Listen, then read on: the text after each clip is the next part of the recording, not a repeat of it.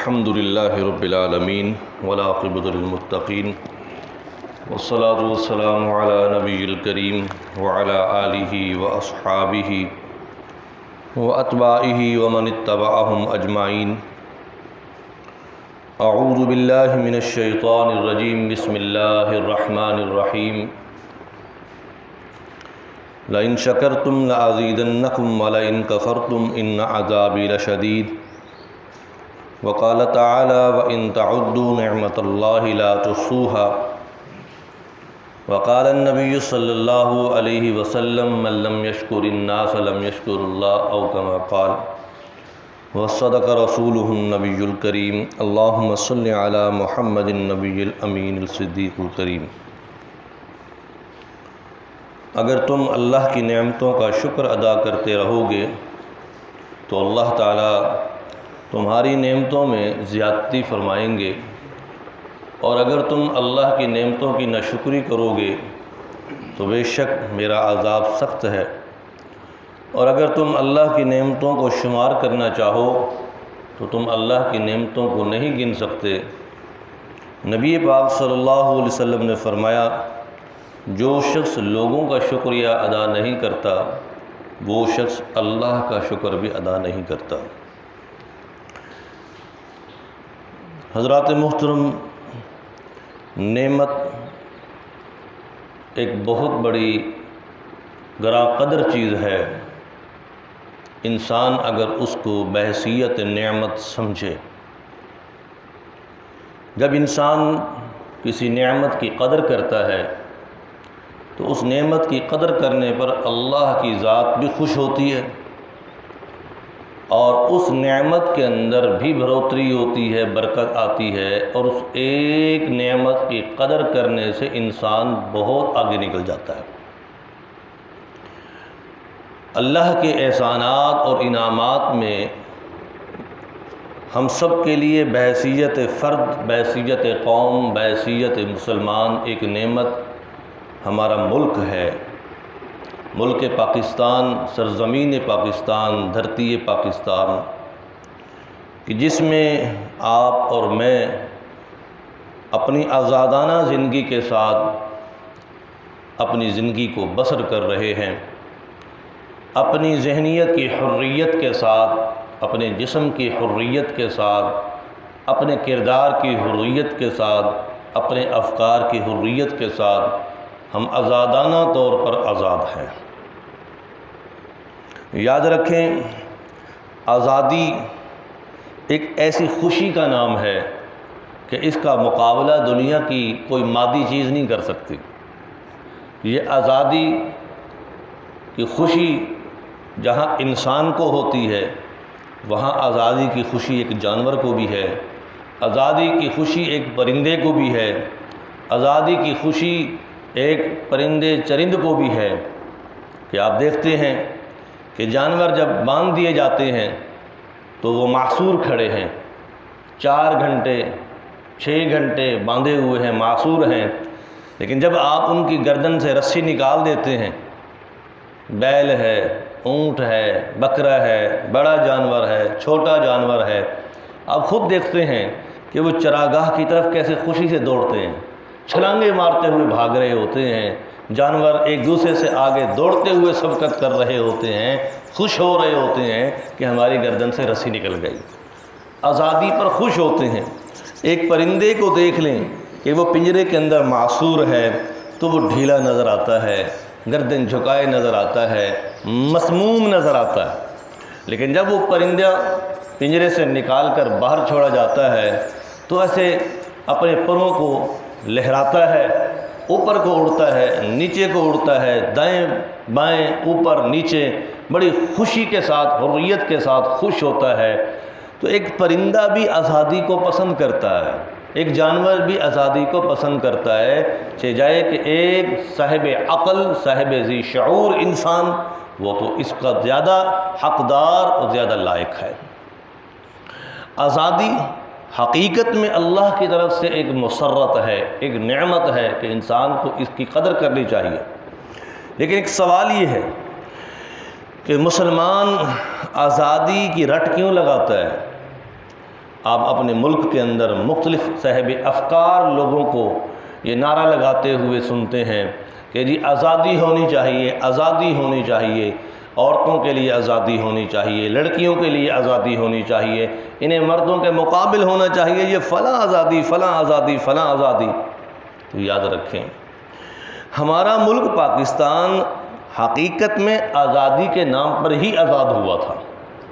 آپ آج کی تاریخ سے پیچھے ماضی کی طرف چلے جائیں، پاکستان کی اور ہند کی تقسیم سے پیچھے کی تاریخ کو پڑھ کر دیکھیں، جس وقت ہمارے اوپر انگریز کا تسلط تھا، ہمارے اوپر انگریز حکومت کرتا تھا اور انگریز کا ہاتھ ہمارے اوپر تھا۔ ہمارے صاحب افکار لوگ، ہمارے بڑے لوگ غلام تھے انگریز کے، انگریز کو ٹیکس دیتے تھے، انگریز کی خاطر زمینیں واہیا کرتے تھے، انگریز کی خاطر کام کیا کرتے تھے، انگریز کی خاطر ملازمت کرتے تھے۔ ہمارے مرد بھی غلام، ہماری عورتیں بھی غلام، ہمارے بڑے بھی غلام، ہمارے علماء بھی غلام تھے انگریز کے ہاتھ۔ اب سب سے بڑا فتنہ اس دور میں یہ تھا کہ مسلمان ایک غلامی کے اندر جکڑے ہوئے تھے کہ آزادی طور پر، حریت کے طور پر وہ اپنی عبادت نہیں کر سکتے تھے، آزادانہ طور پر مسجد میں جمع نہیں ہو سکتے تھے، آزادی طور پر اپنے علاقے میں مسجد نہیں بنا سکتے تھے، اپنی مرضی سے مدرسہ نہیں بنا سکتے تھے، اپنی مرضی سے سکول بنا کر سکول کے اندر ایک اسلامی تعلیم کا نصاب نہیں دے سکتے تھے، بلکہ ہر میدان میں مسلمان نیچے پستی کی طرف تھا اور اوپر تسلط انگریز کا تھا۔ انگریز جون سی تعلیم چاہتا دلوا دیتا، جو غلامی کی زنجیر گلے میں ڈالتا اس سے کام کرواتا تھا۔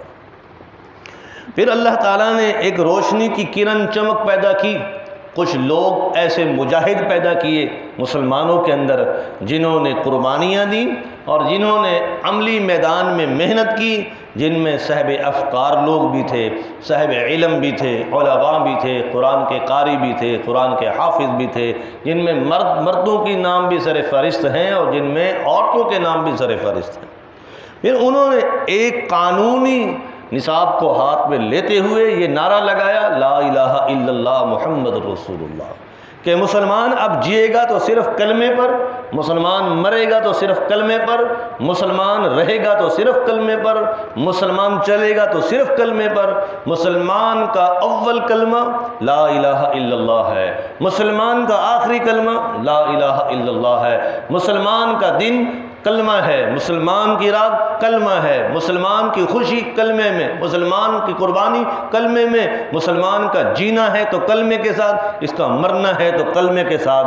پھر ایک ایسی محنت اور ایک ایسی تحریک اٹھی، اس تحریک نے قربانیاں دیں، ہزاروں مسلمان ذبح کر دیے گئے، ہزاروں مرد ذبح کر دیے گئے، ہزاروں عورتیں ذبح کر دی گئیں، ہزاروں بچیاں ذبح کر دی گئیں۔ آپ تاریخ اٹھا کر دیکھیں کتنے مسلمانوں کی آنکھیں نکال دی گئیں، کتنے مسلمانوں کی زبانیں کاٹ دی گئیں، کتنے مسلمانوں کو پاؤں سے اپاہج کر دیا گیا، کتنے مسلمانوں کے بازو کندھوں سے کاٹ کر شلی کر دیا گیا، اور کتنے مسلمانوں کو توپوں کے منہ پر باندھ کر گولہ بارود سے ٹکڑے ٹکڑے کر دیا گیا، اور کتنے مسلمانوں کی بچیوں کی عزتوں کو پاش پاش کیا گیا۔ کیا یہ پاکستان اور یہ کلمہ ہمیں مفت میں ملا ہے؟ کیا ہم جس آزادی کے ساتھ، حریت کے ساتھ اپنی مساجد میں سر سجدہ کرتے ہیں، اپنے بچوں کو سکولوں میں آزادی کے ساتھ تعلیم دلوا رہے ہیں، اسلام کی، قرآن کی، حدیث کی، فقہ کی، اسلامیات کی، کیا اس کے پیچھے ان لوگوں کی قربانیاں نہیں ہیں؟ آج ہم جن آزادی کے ساتھ کھا پی رہے ہیں، سو رہے ہیں، آ رہے ہیں، جا رہے ہیں، ہم پر کوئی پابندی نہیں ہے، نہ ہمارا ذہن محبوس ہے اور نہ ہمارا جسم محبوس ہے۔ ہم آزادانہ طور پر، یاد رکھیں میرے اور آپ کے اور اس وقت کے ہر ایک فرد مسلمان، بحیثیت قوم ہو، بحیثیت جماعت ہو، بحیثیت مسلم ہو، اسے شکر گزار ہونا چاہیے اللہ کی ذات کا، اور پھر ان شہداء کا جنہوں نے اس پاکستان کو بنانے کی خاطر اپنی نسلوں کی قربانیاں دی ہیں، اپنے وطن کی قربانی دی، اپنی جائیدادوں کی قربانی دی، اپنی ریاستوں کی قربانی دی، اور اپنی تمام جد و جہد کو اس پر صرف کیا۔ تو میں عرض یہ کر رہا تھا، آزادی، اب انگریز کے دور میں بھی آزادی بحیثیت قوم تو آزادی تھی، کہ مسلمان انگریز کے ساتھ کام کرنا چاہے کر سکتا ہے، مسلمان سکھ کے ساتھ کام کرنا چاہے کر سکتا ہے، مسلمان ہندو کے ساتھ کام کرنا چاہے، بحیثیت قوم ایک مسلمان سکھ کی لڑکی سے شادی کرنا چاہے کر سکتا ہے، ہندو کی لڑکی سے شادی کرنا چاہے کر سکتا ہے، اس کو کوئی پابندی نہیں ہے۔ اس دور میں آج سے 95-100 سال پہلے کی بات ہے، بحیثیت قوم کوئی پابندی نہیں تھی کہ مسلمان وہ ہندو کے گھر جا رہے ہیں، ہندو مسلمان کے گھر آ رہے ہیں۔ اس دور میں مسلمان کو مسلح کہا جاتا تھا اور سکھ کو سکھڑا کہا جاتا تھا، کہ مسلموں کی سکھڑوں سے دوستیاں تھیں اور سکھڑوں کی مسلموں سے دوستیاں تھیں، کہ آپس میں بھائی چارگی تھی، اخلاق تھا، رہن سہن تھا۔ ایک ہی محلے کے اندر کئی گھر سکھوں کے ہوتے تھے، کئی گھر مسلمانوں کے ہوتے تھے، مسلمانوں کے بچے بچیاں سکھوں کے گھر کھیلنے چلے جاتے تھے اور سکھوں کی بچیاں بچے مسلمانوں کے گھر کھیل رہے ہیں، سارا دن کھیلتے بھی رہتے تھے اور سکولوں میں اکٹھے پڑھتے بھی رہتے تھے، کھاتے پیتے بھی تھے۔ وہ ان کے درختوں کے نیچے چوراہوں میں رہتے، یہ ان کے درختوں کے نیچے چوراہوں میں رہتے تھے۔ بحیثیت قوم تو کوئی پابندی نہیں تھی، نہ کھانے میں، نہ پینے میں، نہ تعلیم میں، نہ کسی قوم میں کوئی پابندی۔ لیکن اصل جو چیز مسئلہ تھا وہ حریت کا، بحیثیت مسلم تھا، کہ مسلمان کو بحیثیت مسلم نہیں سمجھا جاتا تھا۔ وہ کہتے تھے کہ ٹھیک ہے تم جو کچھ کرنا چاہتے ہو لیکن ہماری مرضی سے کرو، اپنی مرضی نہیں کر سکتے۔ اب اس بات پر مسلمان غلام تھے، پکڑے ہوئے تھے، زنجیروں میں جکڑے ہوئے تھے کہ یہ مسلمان صحابہ کی طرح آزادانہ طور پر نماز کیوں نہیں پڑھ سکتے، یہ مسلمان تابعین کی طرح آزادانہ اپنا مدرسہ کیوں نہیں بنا سکتے، یہ مسلمان اپنی بچیوں کو لباس اسلامی آزادانہ طور پر کیوں نہیں دے سکتے۔ اس کے لیے ایک محنت چلی، اس کے لیے ایک تحریک چلی، اس نام پر کلمہ آیا، اس کلمے کے نام پر پاکستان کی تقسیم ہوئی اور اس پر ہزاروں جانوں کی قربانیاں ہوئیں۔ تو یاد رکھیں اس دور سے لے کر اب تک جو سال ماضی میں گزرے ہیں، آزادی مسلمان کو ملی ہے۔ اب اگر مسلمان پھر دوبارہ یہ فتنہ کھڑا کرے کہ جی مسلمان کو آزادی نہیں ہے، آزادی ہونی چاہیے، ہمارے ملک پاکستان میں عورتوں کو آزادی ملنی چاہیے، لڑکیوں کو آزادی ملنی چاہیے، یہ جملہ ہی غلط ہے، یہ نعرہ ہی غلط ہے، کیونکہ پاکستان کی تقسیم ہوئی ہی آزادی کے اوپر تھی اور وہ آزادی کا تمغہ تو مل چکا تھا۔ اب اس کے ملنے کے بعد اب کون سی آزادی باقی رہ گئی ہے جو دوبارہ مانگی جا رہی ہے؟ یاد رکھیں یہ ایک فتنہ ہے، یہ ایک چند لوگوں کے جو مغربی ممالک کا ذہن رکھتے ہیں، وہ ہمارے کالج میں، ہماری کالج کی بچیوں کو، ہمارے کالج کے جو اسٹوڈنٹ لڑکوں کو اور ہمارے ہونہار نئے تعلیم یافتہ نوجوان طبقے کے ذہن کو خراب کر کے کہتے ہیں کہ آزادی اسلام میں تو ہے ہی نہیں، اسلام نے تو عورت کو پابند کر کے رکھ دیا گھر کی چار دیواری کے اندر، لڑکیوں کو برقعے کے اندر بند کر دیا، یہ تو ظلم ہے، زیادتی ہے، آزادی نسواں کہاں ہے؟ ایک آزادانہ طور پر مرد باہر گھوم سکتا ہے، دکان پہ جا سکتا ہے، دفتر میں جا سکتا ہے، بازار جا سکتا ہے، ایک عورت نہیں جا سکتی۔ یہاں تک کہ ایسا دماغ خراب کر دیا، اس بات پر بھی آ گئے کہ مرد طلاق دے سکتا ہے تو عورت طلاق نہیں دے سکتی۔ کیوں؟ عورت ایک انسان نہیں، عورت ایک قوم نہیں، عورت ایک مخلوق نہیں، عورت ایک باشعور صلاحیت رکھنے والی نہیں، تو جب مرد طلاق دے سکتا ہے تو عورت کیوں نہیں طلاق دے سکتی؟ یاد رکھیں یہ سارے فتنے اسلامی شریعت کے خلاف ہیں۔ تو یہ تھوڑے عرصے کے بعد پھر سر نکالتے ہیں، پھر ان کے اوپر ڈنڈا آتا ہے، پھر چھپ جاتے ہیں، پھر تھوڑے عرصے کے بعد فتنے کا سر اٹھاتے ہیں مسلمانوں کے درمیان انتشار پیدا کرنے کے لیے، محض مسلمانوں کا تماشا دیکھنے کے لیے، محض مسلمانوں کی حیا اور شرم کو ختم کرنے کے لیے، مسلمانوں کی خواتین کو خراب کرنے کے لیے یہ آزادی نسواں کی رٹ لگاتے ہیں۔ ہر سال جو ہے عجیب عجیب ناموں سے پکارا جاتا ہے۔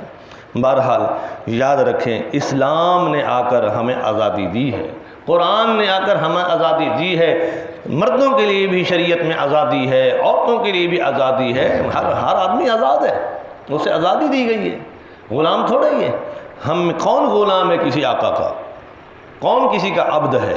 ہر کوئی حر آزاد ہے، آزادانہ زندگی گزار رہا ہے، مرد ہے یا عورت ہے، لڑکا ہے یا لڑکی ہے، بحیثیت قوم بھی، بحیثیت ذہنیت بھی۔ اچھا دوسری چیز یہ ہے، غیر مسلم کی اصل کوشش کیا ہے؟ وہ کہتے ہیں مسلمان کو عملی طور پر تقابل کے میدان میں نہ لے کر آؤ، بلکہ ان کے اذہان کو مفلوج کر دو، اور وہ محنت 100% انہوں نے پوری کی ہے کہ آج ہمارا نوجوان اپنا ذہن اپنے پاس نہیں رکھتا، آج ہماری نوجوان بچی اپنا ذہن اپنے پاس نہیں رکھتی۔ جب سے میڈیا کا دور، جب سے ٹیکنالوجی، جب سے موبائل، جب سے لیپ ٹاپ، جب سے یہ یوٹیوب، جب سے فیس بک عام رائج ہوئی، اب ہر نوجوان کے ہاتھ میں آپ ٹچ دیکھتے ہیں، اور اس کا ذہن کہاں ہے؟ بیٹھا تو ماں باپ کے ساتھ ہوتا ہے، موبائل کے ہاتھ میں لے کر اس کا ذہن کہاں ہوتا ہے؟ وہ سویا ہوا تو گھر کی چار دیواری میں ہے، لیکن اس کا ذہن کہاں ہے؟ وہ بیٹھا تو کالج کے اندر ہے، اس کا ذہن کہاں ہے؟ وہ بیٹھا تو مسجد کے اندر ہے، اس کا دماغ کہاں ہے؟ وہ یہ چاہتے تھے کہ وجود مسلمان کا اس کے اپنے پاس ہو، لیکن ذہن اس کا اس کے ہاتھ میں نہ ہو، ذہن ہماری طرف ہو۔ پھر ہم اس یوٹیوب کے ذریعے اس کے ذہن کو جس طرح پھیرنا چاہیں، ہم ایک اندر کے انٹرنیٹ کے معاملات کے ذریعے، سافٹ ویئر کے ذریعے اس کا ذہن جس طرف بھیجنا چاہیں ہم پھیر سکتے ہیں۔ تو انہوں نے ایک ایسی اندر کی چال چلی اور حریت اذہان کو غلامی کی زنجیر پہنانے کے لیے کہ آج ہمارے کتنے نوجوان ہیں کہ سمجھ بوجھ رکھنے کے باوجود، جسمانی صلاحیت اور خوبصورتی کے باوجود چوراہے پہ ایسے بیٹھے ہیں جیسے مجنون بیٹھے ہوں۔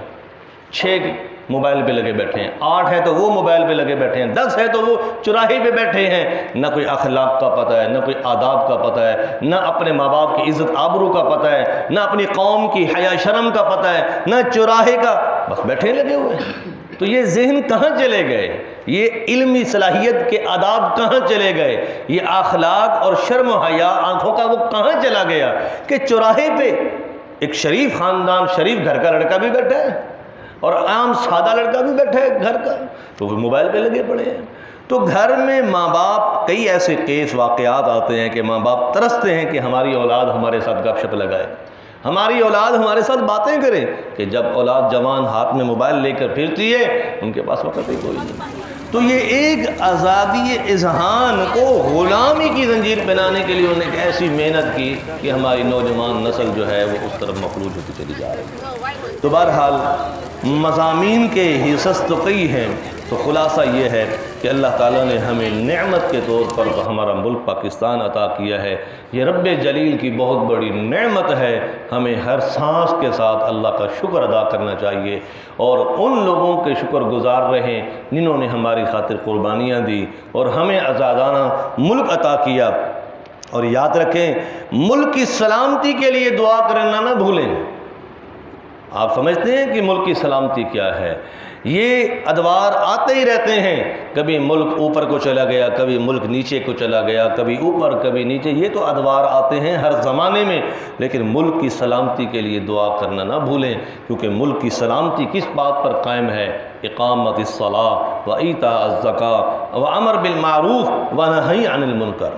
اگر ہمارے ملک کے اندر یہ 4 چیزیں قائم ہیں تو دنیا کی کوئی ظالم طاقت ہمارے ملک کو تباہ نہیں کر سکتی۔ ایک صحیح معنی میں نماز کا قیام ملک کے اندر قائم ہو جائے، صحیح معنی میں کہ مسلمان نماز پڑھنے والے بن جائیں، ہمارے ملک کو کبھی تباہ نہیں کیا جا سکتا، کیونکہ نماز ایک ایسا عمل ہے جو انسان کی دھرتی کی بھی حفاظت کرتی ہے، انسان کے وجود کی بھی حفاظت کرتی ہے، انسان کی دنیا اور آخرت میں حفاظت کرنے والی چیز ہے۔ اور تیسرا وَإِيتَاءِ الزَّكَاةِ، یہ تجارتی نظام میں اسلامی نقطہ نظر سے تجارت کو مضبوط کرنے والی چیز زکوٰۃ ہے۔ تاجر جب ڈاؤن ہوتا ہے اس کی وجہ زکوٰۃ نہ دینا ہے، اس کے مال کا خراب ہونا اس کی وجہ زکوٰۃ نہ دینا ہے، زکوٰۃ سے نفرت کرنا ہے، زکوٰۃ کو مصیبت سمجھنا۔ تو یاد رکھیں، بڑے بڑے تاجر اربوں کھربوں میں کھیلنے والے وہ اللہ نے فقیر کر کے رکھ دیے جب انہوں نے زکوٰۃ کو بوجھ سمجھا۔ تو ہمارے ملک میں جب زکوٰۃ صحیح معنی میں رائج رہے گی، ملک کبھی بھی نیچے نہیں جا سکتا۔ اور تیسری چیز امر بالمعروف، اچھا اخلاق، مسلمان اچھے اخلاق کے برقرار رہیں، عدل و انصاف پر قائم رہیں تو کبھی بھی ملک نہیں جا سکتا۔ اور چوتھی چیز نہیں عن المنکر، جو بری اپنی بیوی کے لیے، اپنی بیٹی کے لیے، اپنی بہن کے لیے، ماں کے لیے ہم سمجھتے ہیں برائی، وہی دوسروں کی عزت کے لیے سمجھی جائے، دوسروں کی ماں بہن بیٹی کو پہ اپنی عزت سمجھا جائے، نہیں عن المنکر، تو کبھی بھی ملک نیچے نہیں جا سکتا۔ جب یہ 4 چیزیں مفقود ہو جائیں گی تو یاد رکھیں پھر ملک کی سلامتی ختم ہو جاتی ہے۔ اللہ تعالی ہمیں صحیح معنی پر ہر نعمت کا شکر ادا کرنے کی توفیق عطا فرمائے، آمین رب العالمین۔ الحمدللہ رب العالمین والعاقبۃ للمتقین والصلاة والسلام علی رسولہ الکریم وعلی آلہ وصحبہ وبارک وسلم۔ ربنا آتنا فی الدنیا حسنہ وفی الآخرۃ حسنہ وقنا عذاب النار۔ یا ارحم الراحمین، ہمارے ملک پاکستان کی سلامتی کو باقی رکھ، ہمارے ملک پاکستان کی حفاظت فرما۔ اللہ ہماری اس سرزمین سرزمین کو جس کلمہ طیبہ کے نام سے ارحم الراحمین محنتوں اور قربانیوں کے ساتھ قائم کیا گیا، اس قیام پاکستان کو تا قیامت حریت کے ساتھ قائم رکھ۔ اللہ اس کے اندر آباد ہونے والے تمام مسلمان برادری کی حفاظت فرما۔